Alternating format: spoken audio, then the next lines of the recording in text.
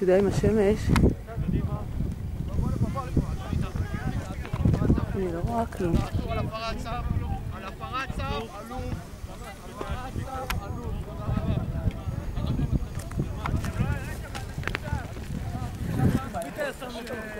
בדרך, ירק. תעצור, שים עליהם את הזיכונים! הזיכונים עכשיו!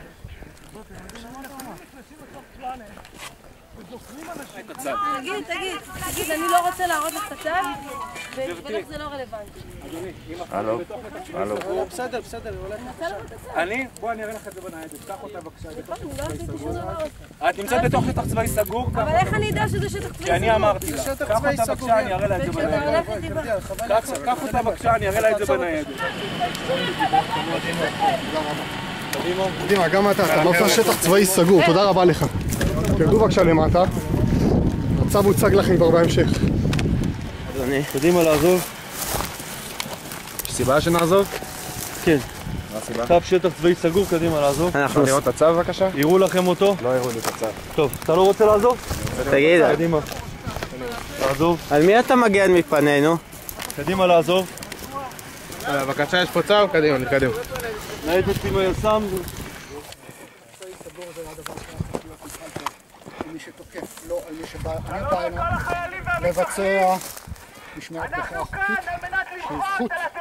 שהיא זכות שבית המשפט העליון הגדיר אותה כזכות עדיפה, ולכן צו שטח צבאי סגור היה צריך להשתמש בשביל למנוע מעשה טרור יהודי, לא בשביל למנוע מחאה.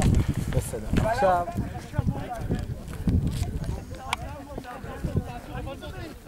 חייל לא להתנהג באלימות! יש כאן מצלמות!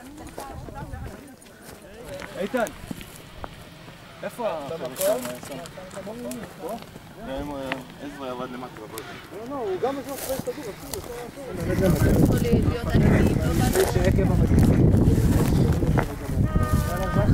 הנוכחות הזאת, הטיול, איך שאתם לא קוראים לדבר הזה, שבוצע באופן לא מתואם, יכול להביא וזה תואם את החלטת בג"ץ על הוצאת שטח צבאי סגור? משם, וזהו, אני לא יודע. אז כדאי לבדוק את זה. יאללה, רד למטה. שטח צבאי סגור, תקשיב מכולם. עזוב את המקום. מי שלא עזוב את המקום, יאלץ לעצור. על הפרת צו שטח צבאי סגור. אנחנו רוצים לעזוב את המקום. מאותו מקום שבאתם. כי גם לכיוון ההוא שאתם מתכוונים להגיע, גם שם שטח צבאי סגור. כל האזור הזה שטח צבאי סגור. אתה לא תצא מכאן לכיוון שטח צבאי סגור. אתה תחזור לאותו מקום שבאת ממנו.